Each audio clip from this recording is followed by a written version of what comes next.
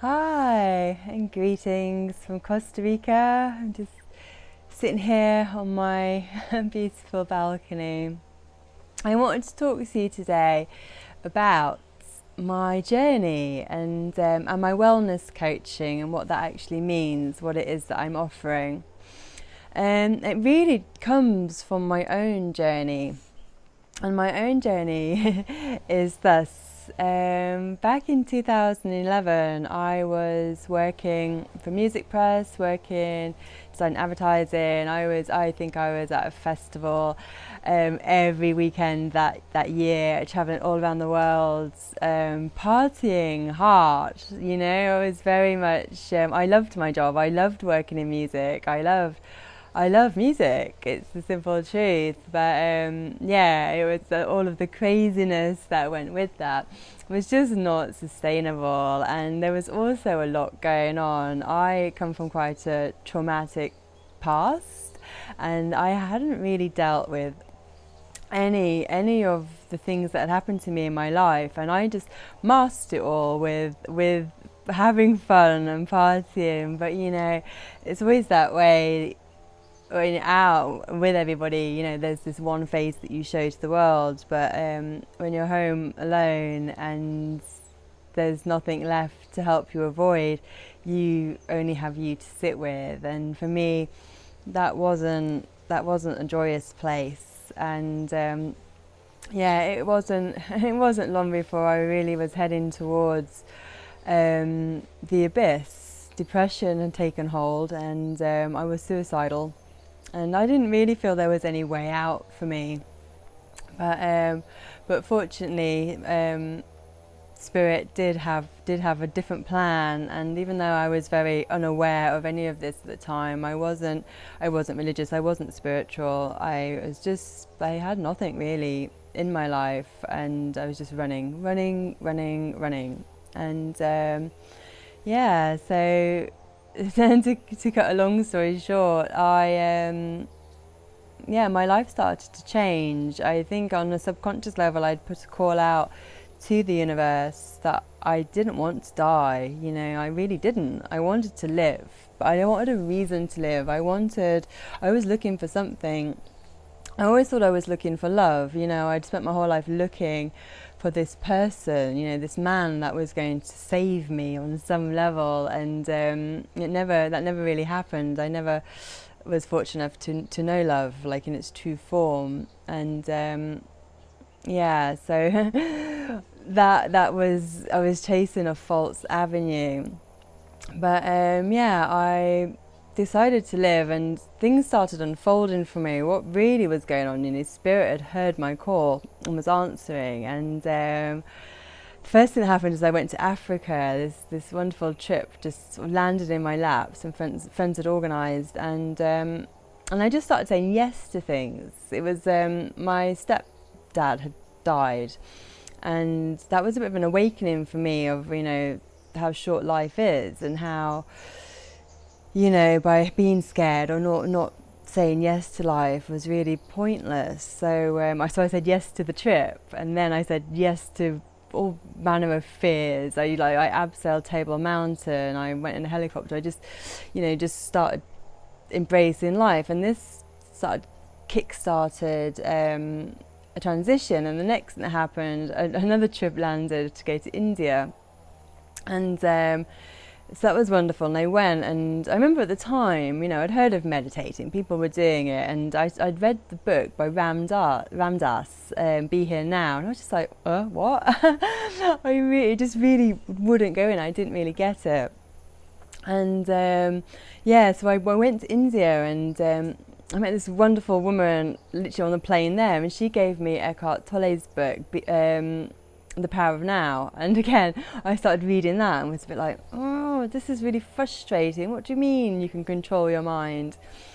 But yeah, as the trip unfolded, I started meeting other people, which I now know were guides, and there to fully support me.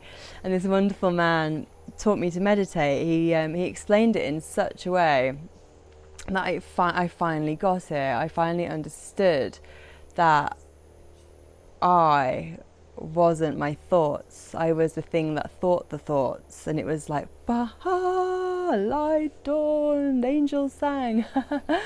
and yeah, things really started to change.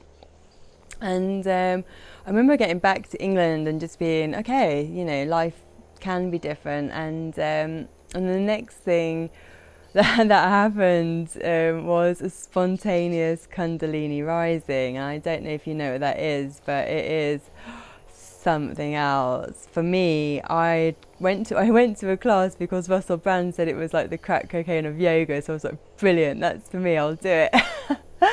And it was my second class, and we lay down to meditate, and I literally closed my eyes and felt through the back of my body. It was like, I just expanded. It was just white light and vibration and bliss, like this feeling of just pure bliss. And the only way I can describe it is like sitting in the arms of God. I understood everything. I understood I wasn't my body. I understood I was eternal. It was like I was everything and nothing all at once, and everything made sense, and everything was just love, and just it was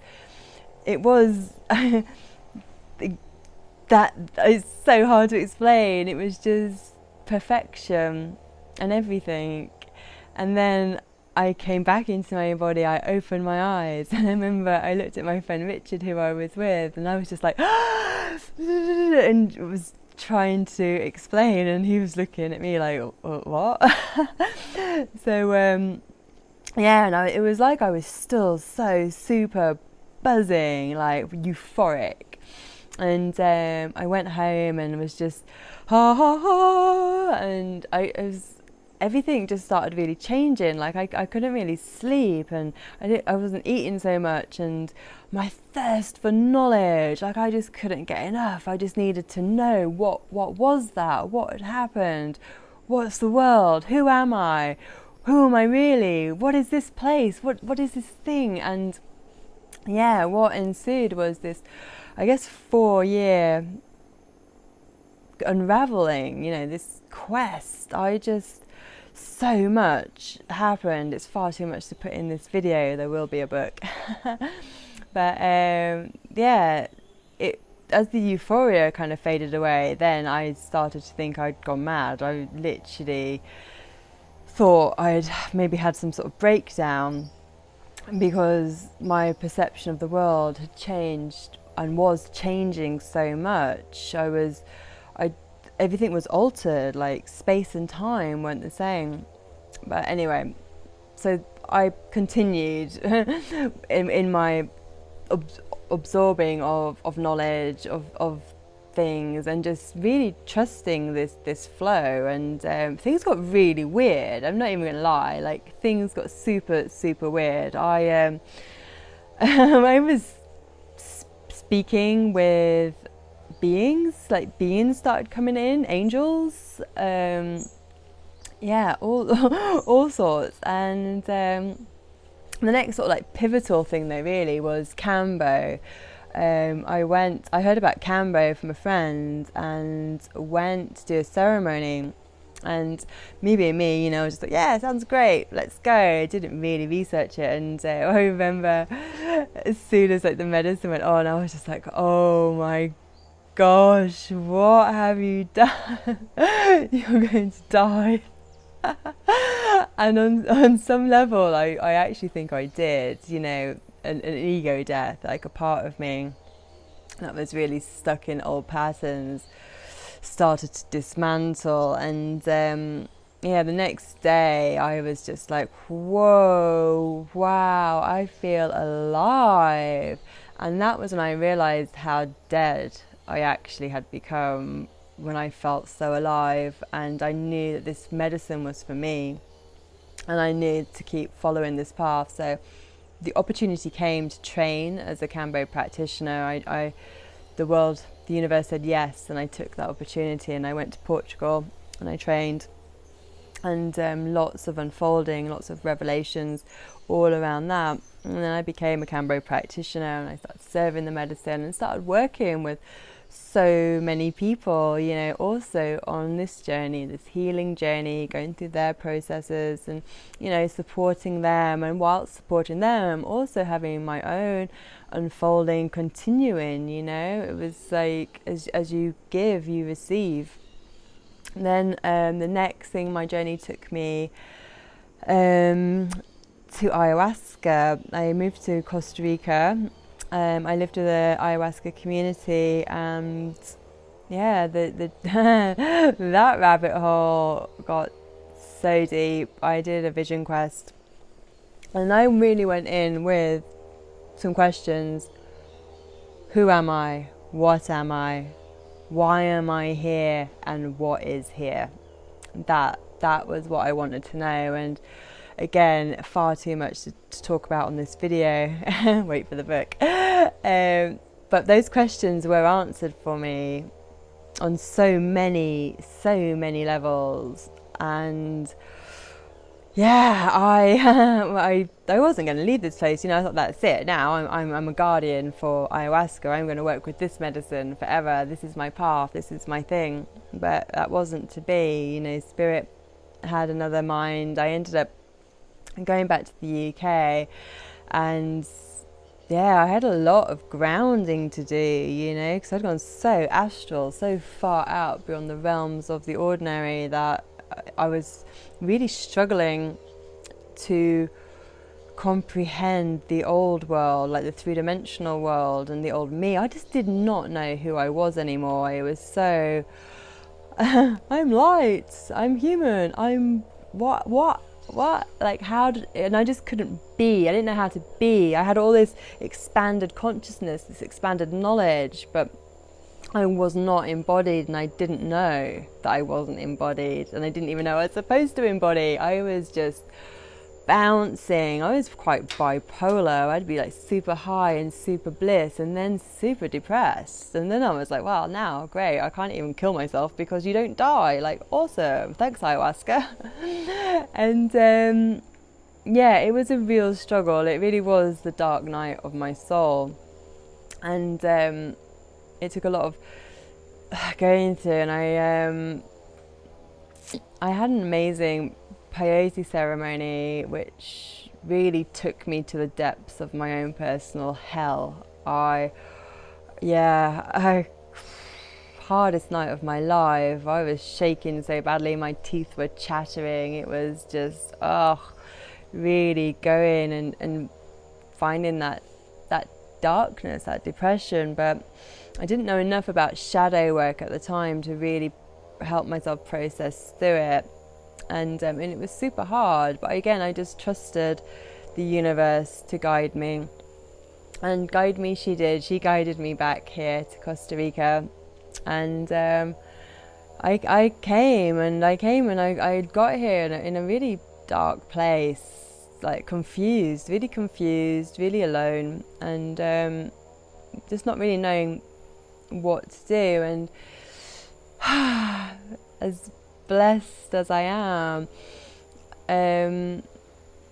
one evening I just fell into this visionary state, and Mary Magdalene came to me, and she took me to this temple space and just cleaned me and held me and just explained about the sacred sisterhood and our divine mission, and told me to trust her, and she would show me the way. And it was so beautiful, so profound. I remember the next morning getting up and sort of like, I didn't know who Mary Magdalene was really. I had no clue. I was raised from a Catholic to Christian background, and you know, she's just some weird whore that appears in the Bible once or twice, but that's just not the truth.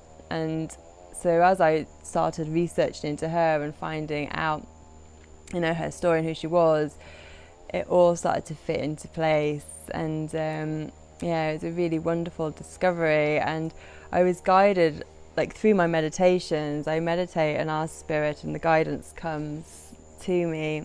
And yeah, she guided me to just go and be alone. I needed to take time to just be in communion with her, with spirit, to do my inner work, to do my healing. So I did this. I hired a cabin. I was going to go from moon to moon, and just each morning going into my meditation, just really asking, you know, what should we do today, where should we go, and doing this clearing work.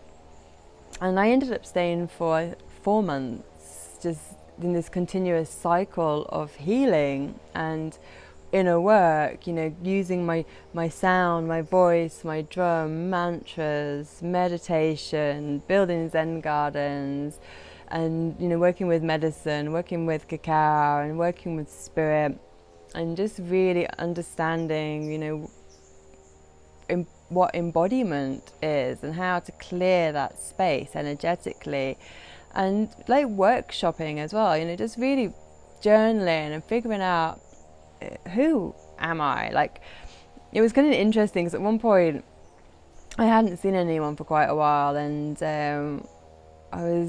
I kind of figured maybe I was dead. Maybe I had actually died, because I was doing so much inner work and my life was flashing, you know, before my eyes, my childhood memories, everything was coming back. And I was like, oh wow, maybe this is it. Maybe I did just die, and this is what they talk about, that limbo state before you ascend or descend or whatever it is, you know, where you go.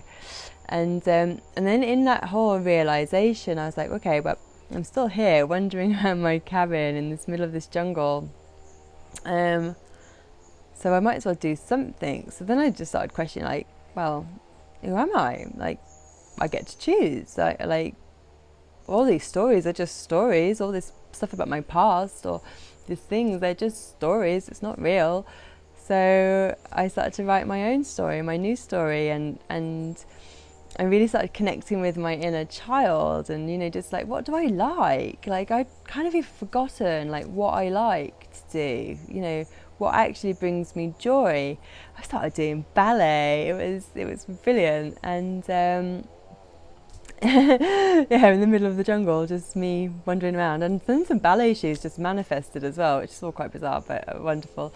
Yeah, so through this process I just started figuring out who I am, what is my joy, what I like to do, and just got this great insight to what it is to be incarnate in this world and to be a human being. And the next step of the journey was I left the jungle and I went to Australia, and Spirit clearly told me at this point, you are done with the medicine path, you know, we've given you everything you need, and now you are the medicine. Just be, do that work. So I actually enrolled into 12 steps because I realised recovery was going to be a big part of my process, because I'd been an addict since I was 13, again with unprocessed childhood trauma. And I think we're all addicts on some level. It's part of our culture, you know, to drink at the weekends or to, you know, have coffee, shop. Oh my gosh, with technology now, phone addictions and social drugs. I mean, in the UK, cocaine, ecstasy, all of it, it's just normalised. It's so normal and just part of life. It's not, you don't think of this, an addict's not just this dingy or dirty person. It's just normal people. We all are in some way. And I started to really understand this, because I thought, oh God, I'm not going to AA or NA, I'm not an addict. And I remember looking at the 12 steps and being like, that's not me, that's not me, I don't need to be here, this is ridiculous, what am I even doing? And then the funny thing was, the first meeting I went to was in Bondi, and everybody started talking about food. And I was just like, wow, like I have had issues with eating and with food since I was a teenager, from bulimia, binging, starving. Like, one of the reasons I loved taking drugs was because I wouldn't eat, and like my aim was always to be so, you know, I'd want people to walk up to me in the street and try and feed me. It was like being fat or being overweight would be like the biggest crime you could ever commit. And it was just, and I hated myself. I hated everything about my body. If there was an ounce of fat, it was, you know, that was a reason for me to self-loathe, and I loathed to such a degree. It's horrendous, the amount of hatred I put into my poor being.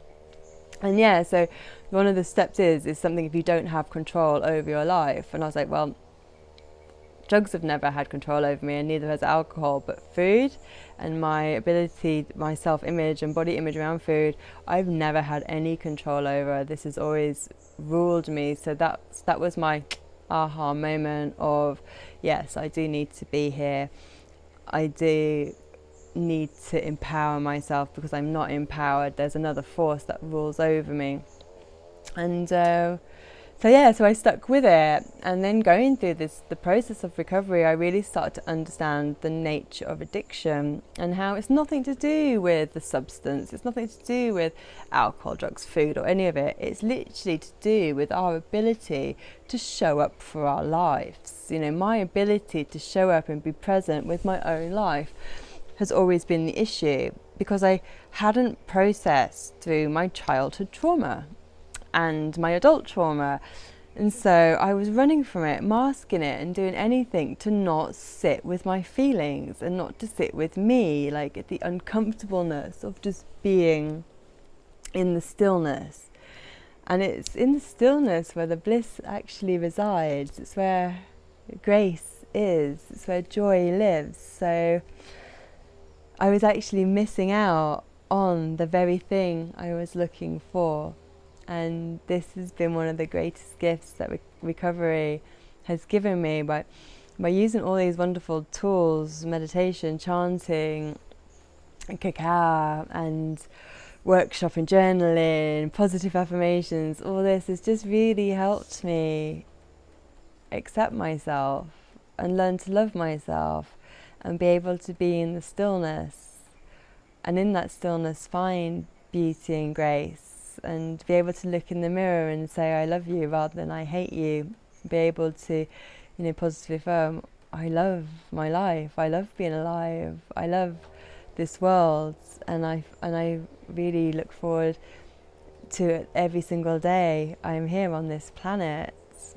And I guess that is now the 12th step. Once you feel fully recovered and aligned, you just want to help, and I just want to help, because I know, like, my story isn't unusual. There's so many people like me out there in the world, and I just know if, like, my story resonates with you, I can help you. And I offer my coaching. It's like we connect weekly via Zoom or in person, and we talk. I take everyone as an individual. We talk about, where you're at, what your goals are, what you want to achieve, what's getting in your way. And I'm really good at, like, intuitively getting in there and seeing maybe what you can't see, what's blocking you, and then we can work through it. We workshop through it, and I give you homework and set you challenges, can give you the things that you need to help you achieve your goals, to help you get where it is you want to be, and to know where that place is. And often, I'm like, I just don't know what I want to do with my life, but we can figure that out as well. So yeah, this is why I wanted to share my story with you, so you know where I come from and where I teach from. And if you have any questions or you want to get in touch, please comment below, message me. There's the link to my website if you want to know more. But thank you so much for taking your time to listen and to connect, and have a wonderful, wonderful, blessed day. Thank you.